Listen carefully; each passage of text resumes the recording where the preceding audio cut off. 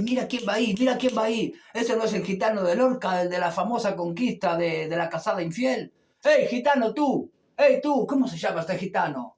Tú, eres tú el famoso, que eres tú, y te anima a decirlo. Pues dilo, hombre, ven, dilo. Y que yo me la llevé al río, creyendo que era mozuela. Pero tenía marido. Fue la noche de Santiago y casi por compromiso se apagaron los faroles y se encendieron los grillos. En las últimas esquinas toqué sus pechos dormidos y se me abrieron de pronto como ramos de jacinto. El almidón de su enagua me sonaba en el oído como una pieza de seda rasgada por 10 cuchillos. Sin luz de plata en sus copas, los árboles han crecido y un horizonte de perros ladra muy lejos del río. Pasada la zarzamora, los juncos y los espinos, bajo su mata de pelo hice un hoyo sobre el limo. Yo me quité la corbata, ella se quitó el vestido, yo el cinturón con revólver, ella sus 4 corpiños. Ni nardos ni caracolas tienen el cutis tan fino, ni los cristales con luna relumbran con ese brillo. Sus muslos se me escapaban como peces sorprendidos, la mitad llenos de lumbre, la mitad llenos de frío. Aquella noche corrí el mejor de los caminos, montado en potra de nácar sin brida y sin estribo. No quiero decir por hombre las cosas que ella me dijo, la luz de mi entendimiento me hace ser muy comedido. Sucia de besos y arena, yo me la llevé del río. Con el aire se batían las espadas de los lirios. Me porté como quien soy, como un gitano legítimo. Le regalé un costurero grande, de raso pajizo, y no quise enamorarme, porque teniendo marido me dijo que era mozuela cuando la llevaba al río. Ahora que lo escuché contar su historia, su conquista, entiendo por qué Federico lo haya elegido. Pero no se me crea exclusivo, gitano. Está bien que sea orgulloso, pero no hay que ser soberbio tampoco. Porque Lorca en su romancero eligió a muchos otros paisanos suyos. Iba a Soledad Montoya, Antoñeto el Camborio. Es que lo que quiso hacer es mostrarnos diferentes facetas de esa famosa comunidad, de su famosa comunidad gitana. Son varias las razones por las cuales lo quiso retratar poéticamente. Pero eso nos llevaría una vida a hablarlo. Así que vamos a lo nuestro porque le quiero hacer algunas preguntitas y decirle algunas cositas, si usted me permite.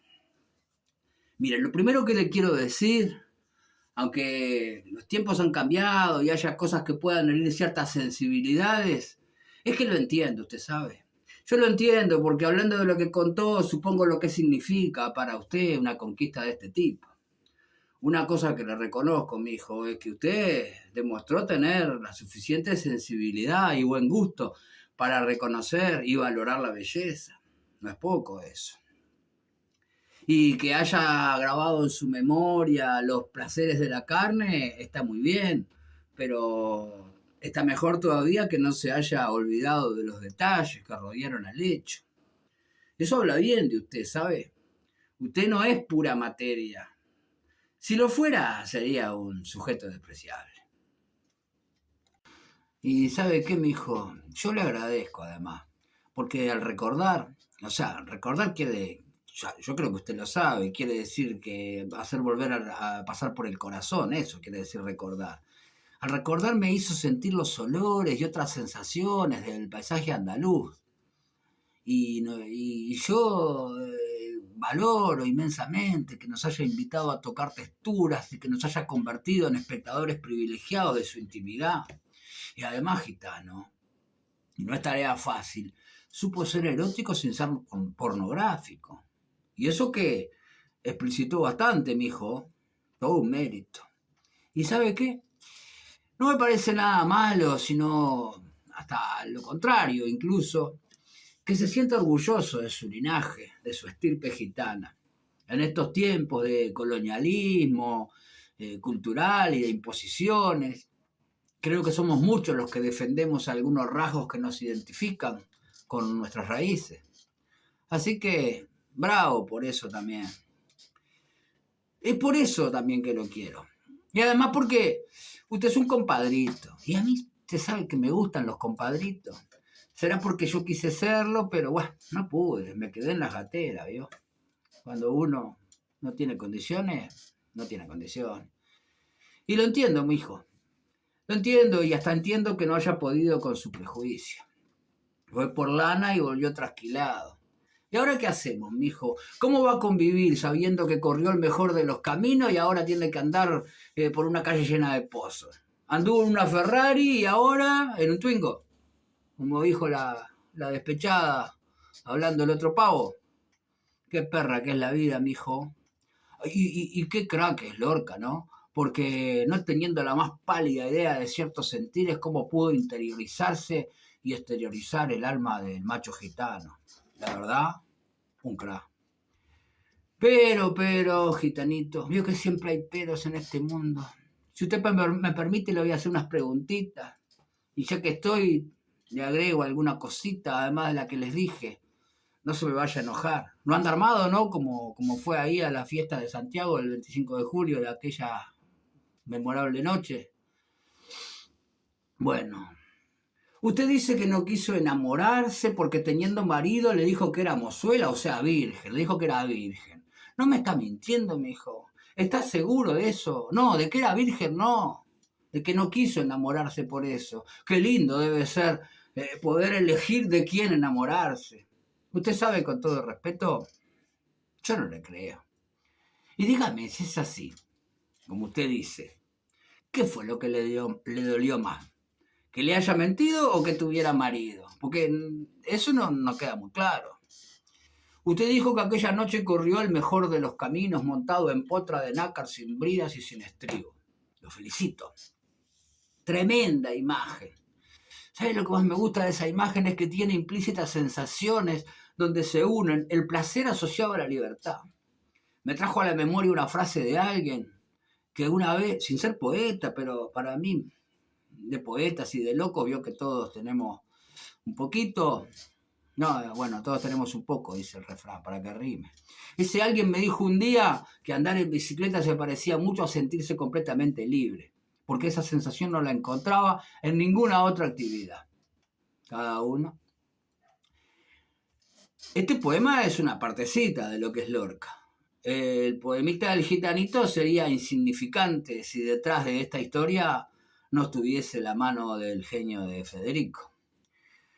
¿Cómo no comprender las pasiones, el dolor, el desencanto del que da cuenta Lorca en su mundo gitano? Si también lo hace y siente esos mismos dolores en el resto de su obra. ¿Cómo no entender que esa mirada sobre los gitanos tiene complementos y hay una mirada sobre Nueva York que es bastante parecida después, en Poeta en Nueva York, enseguida de escribir estos versos del romancero gitano cuando viaja a Nueva York y ve allí como representación, como una ciudad que representa el capitalismo desarrollado y también siente el desencanto, el dolor, la deshumanización, el dolor por los que sienten dolor, y así su poesía se transforma en una denuncia y una reivindicación. Es una manera de comprender y de ratificar el dolor de las comunidades discriminadas. ¿Cómo no reconocer que Lorca es poeta siempre y también cuando es dramaturgo? Porque su teatro está lleno de poesía, poesía del sufrimiento, del femenino y del masculino, pero siempre hay poesía, porque siempre hay lugar para la belleza de las palabras en Federico. Y es más que eso. Es mucho más que un poeta y un dramaturgo genial. Es un teórico que nos regaló una teoría, la que él llamó luego Juego y Teoría del Duende, que me parece una maravillosa e inigualable manera de entender el origen y el significado de la expresión artística. Estaba ahí, gitanito, mi hijo, se quedó y se fumó esta cháchara. Bueno, vaya, mi hijo, vaya. Ojalá, ahora ya está un poco mayor, está más grande, como se dice en estos tiempos, pero ojalá pueda gozar de alguna otra conquista como la que nos contó. Usted se lo merece porque sabe disfrutarla. pero después a usted también lo agarra el desencanto y le pesan todos los prejuicios con lo que usted carga y le vienen, yo qué sé, si hasta capaz que la culpa y otras cosas. Bueno, pero solo una cosa le agrego, mijo. Veo que a Federico lo mataron, ¿no? Todavía son un poco oscuras a veces las circunstancias de cómo fue el asesinato de Federico. También se ha hablado mucho de sus restos. Al respecto, hay una serie de leyendas que se han tejido en torno este, a ese tema, ¿no? Que tan particular, tan curioso que tienen a veces las muertes, los asesinatos, los restos y todo eso. Es una manera a veces necesaria de sanar heridas, pero también de a veces volver a hacer revivir los dolores. Bueno, pero los que lo mataron a Federico, no mataron a un artista genial y completo, porque no creo que lo entendieran, que tenía esa condición. Quisieron, en su miopía, seguramente matar al arte. Pero ¿sabe qué? Al matar al artista, hicieron hacer una leyenda. Y al querer matar a la poesía, no tuvieron en cuenta que la poesía es inmortal.